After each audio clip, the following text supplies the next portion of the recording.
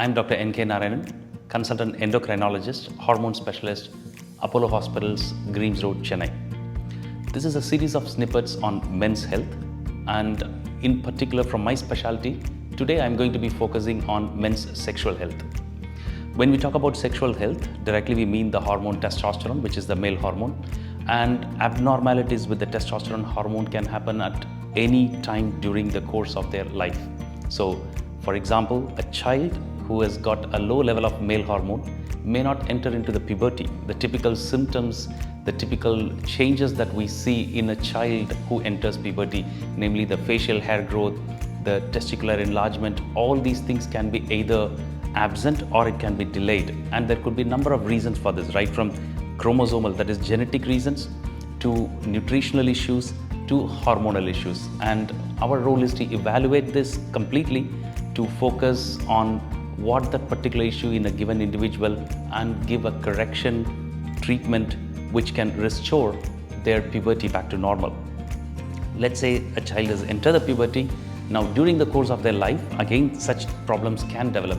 A low level of testosterone, that is the male hormone, can develop, and again this can happen for various reasons. It could be a problem in the testicular level where it could be an injury, an infection, or it could be some other diseases which is affecting the testes, or as we might have heard, the pituitary gland, which is often called the master gland, situated here in the brain.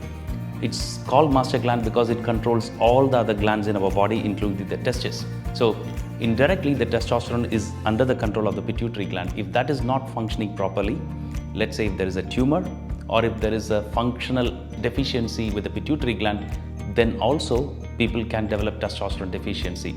Now it manifests as different symptoms, including a reduced libido or an erectile dysfunction.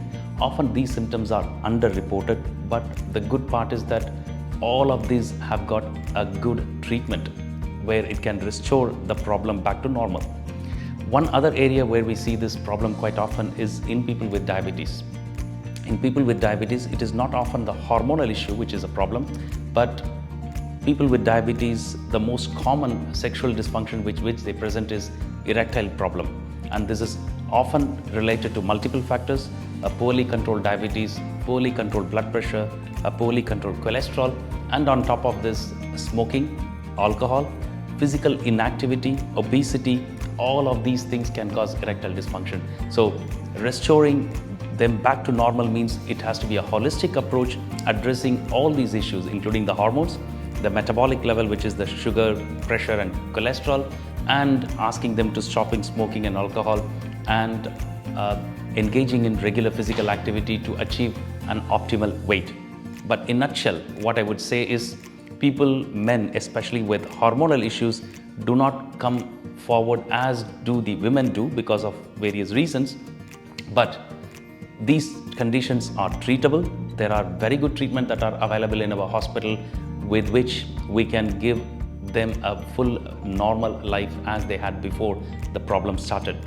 As a closing statement, I would say that men who have got these problems or such problems, I would suggest that they talk to the experts like a hormone specialist who have an expertise in this area. And nowadays we have a lot of development in this area with regards to the technology, diagnostics, and the treatment aspects as well. So the first thing for men with such problem is to acknowledge that they have got a problem, then discuss with family members or to the experts so that they come out to seek help which can restore their lives back to normal. Thank you very much.